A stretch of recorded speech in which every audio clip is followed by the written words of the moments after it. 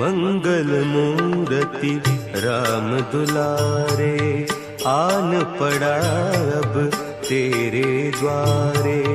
हे बजरंग बली हनुमान, हे महावीर करो कल्याण, हे महावीर करो कल्याण। तीनों लोक तेरा उजियारा, दुखियों का तूने काज संवारा। तीनों लोक तेरा उजियारा, दुखियों का तूने काज संवारा। हे जगवंदन केसरी नंदन, हे जगवंदन केसरी नंदन। कष्ट हरो हे कृपा निधान, कष्ट हरो हे कृपा निधान। मंगल मूर्ति राम दुलारे, आन पड़ा अब तेरे द्वारे। हे बजरंग बली हनुमान, हे महावीर करो कल्याण, हे महावीर करो कल्याण।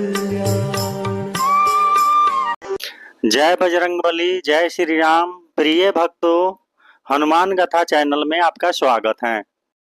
पिछले एपिसोड में हम जाने थे कि कैसे मंत्री अपने छल से ऋक्षपति को बंदी बना लेता है और उनको जाल में बांधकर बंधक बनाकर राज्य के तरफ निकलता है।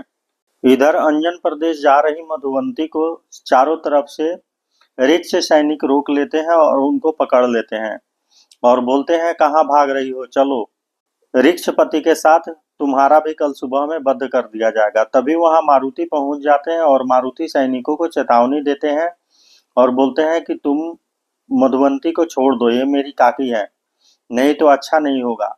ये सुनकर सभी सैनिक मारुति का बहुत मजाक उड़ाते हैं और बोलते हैं, ये देखो छोटा सा बानर हमें धमकी दे रहा है और ऐसे लग रहा है जैसे इसके धमकी से हम डर जाएंगे। और फिर वो कहते हैं कि अच्छा हम तो डर गए, तुम तो बहुत बलवान हो, ऐसे कहने लगता है। फिर मारुति बार बार सेनाओं को चेतावनी देते हैं किंतु सैनिक नहीं मानते और मधुवंती को नहीं छोड़ते। फिर मारुति अपने शक्ति का प्रयोग करते हैं और बहुत ज्यादा सैनिकों को मारते हैं। कुछ सैनिक भाग जाते हैं, कुछ सैनिक गिर जाते हैं और कुछ सैनिकों का वध कर देते हैं। मारुति के अंदर इतनी शक्ति को देखकर मधुवंती चकित रह जाती है और सोचने लगती है, इतने छोटे से बालक में इतनी शक्ति। सैनिक मारुति को बंधक बनाकर बहुत खुश होते हैं और बोलते हैं, चलो अब कल सुबह में ऋक्षपति के साथ तुम्हारा भी वध कर दिया जाएगा। बस मुझे इस बात का ही दुख है कि मधुवंती यहाँ से भाग गई। कोई बात नहीं, मधुवंती भाग गई तो बानर को मारने में बहुत मजा आएगा। ये सब बोलते हुए सैनिक मारुति को लेकर मंत्री के पास जाते हैं। मारुति मंत्री के पास पहुंचकर मंत्री को समझाते हैं और बोलते हैं, देखो तुम जो गलती किए हो अपनी गलती को मान लो और जामंत काका से क्षमा मांग लो। वो बहुत सहृदय हैं, वो बहुत अच्छे हृदय वाले हैं, वो तुम्हें जरूर क्षमा कर देंगे, इसी में तुम्हारी भलाई है। ये बात सुनकर मंत्री बहुत हंसता है और बोलता है, अच्छा तुम बहुत बड़े उपदेशक लग रहे हो और तुम मुझे उपदेश दे रहे हो। कल सुबह में मैं तुझे और ऋक्षपति दोनों को मार दूंगा और जामंत तो ऐसे भी यहाँ से भाग चुका है और यहाँ के लोगों पर मैंने जितना अत्याचार किया है वो सभी अत्याचार ये कहकर किया है कि मैंने ऋक्षपति के आदेश का पालन करने के लिए अत्याचार कर रहा हूँ। इसलिए यहाँ के लोगों में भी ऋक्षपति के प्रति मैंने इतना नफरत फैला दिया है कि अभी अगर मैं ऋक्षपति को यहाँ के लोगों के सामने खड़ा कर दूं तो यहाँ के लोग ही ऋक्षपति को मार देंगे, क्योंकि जितना भी अत्याचार मैं करता था लोगों को यही बतलाता था कि ये अत्याचार मैं नहीं कर रहा हूँ, ये ऋक्षपति के आदेश पर सब हो रहा है। मारुति की बात मंत्री नहीं मानता है और अगले दिन सुबह में ऋक्षपति को और मारुति को चौराहे पर लेकर आ जाता है और सभी लोगों को वहां इकट्ठा कर लेता है।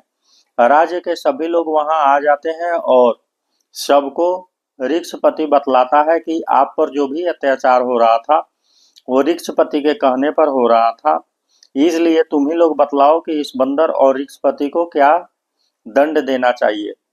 फिर सभी लोग बोलते हैं, ये राजा बहुत दुष्ट है और इसे मृत्यु दंड देना चाहिए। फिर मंत्री बोलता है, ठीक है, अभी मैं इन दोनों को मार देता हूँ।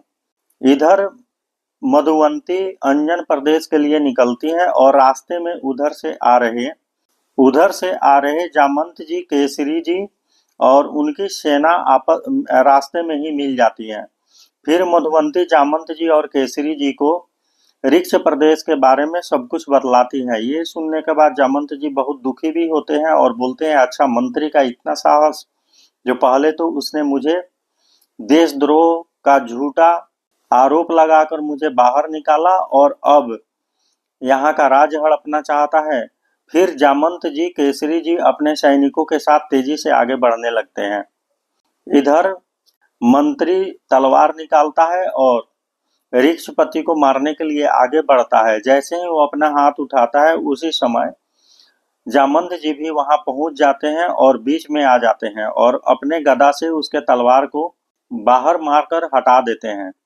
फिर ऋक्षों में और बानर सेनाओं में बहुत ज्यादा युद्ध होता है और बहुत समय तक युद्ध होने के बाद जामंत जी और केसरी जी और इनकी सेना ऋक्षों को परास्त कर देते हैं।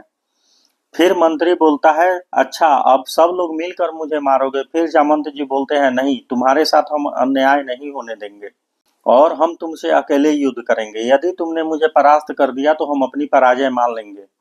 फिर जामंत जी और मंत्री में बहुत भीषण युद्ध होता है और जामंत जी मंत्री को परास्त कर देते हैं और वो नीचे गिर जाता है और वो अपने जीवन का भीख मांगने लगता है। किंतु जामंत जी बोलते हैं, नहीं, मैं तुम्हें जिंदा नहीं छोड़ूंगा। तुमने बहुत ज्यादा कुकर्म किया है, बहुत ज्यादा पाप किया है। किंतु मारुति के कहने पर जामंत जी मंत्री को छोड़ देते हैं और फिर मारुति मंत्री से बोलता है, तुम्हें एक ही शर्त पर छोड़ा जाएगा कि तुमने जो कुछ भी किया है वो सब यहाँ के लोगों को बतलाना होगा। फिर मंत्री खड़ा होकर जो भी कुकर्म किया होता है या जैसे जामंत जी को देशद्रोही घोषित किया था, वो सब वहां के प्रजा को बतलाता है और सब कुछ जब बतला देता है तो फिर मारुति और जामंत जी बोलते हैं, अब तुम इस राज्य में दोबारा अपना पैर मत रखना। अगर इस राज्य में कभी भी तुम दिखाई दिए तो तुम्हें मार दिया जाएगा। फिर वहां से मंत्री राज्य से बाहर भाग जाता है। इधर ऋक्षपति को जब पता चलता है कि वो अपने निर्दोष भाई को देशद्रोही बतलाकर राज्य से बाहर निकाल दिए थे, तब उन्हें बहुत गलानी होती है और वो खुद को कोड़े से मारने लगते हैं और बोलते हैं कि अब मुझे जीने का कोई अधिकार नहीं है, मैं बहुत बड़ा पापी हूँ, मैंने अपने भाई के साथ ही अधर्म किया है। किंतु वहां पर पहुंचकर थोड़ी ही देर में जामंत जी ऋक्षपति को रोक लेते हैं और ऋक्षपति को बहुत ज्यादा समझाते हैं और बोलते हैं, भाई, परिस्थितियां ही ऐसी थी कि अगर आपके जगह पर कोई और होता तो भी वो मुझे देशद्रोही ही समझता है, इसमें आपका कोई दोष नहीं है। अगले एपिसोड में हम जानेंगे कि कैसे अंजन प्रदेश में प्रकट होता है एक मुक्ति बानर और वहां के बानरों का करने लगता है नाश।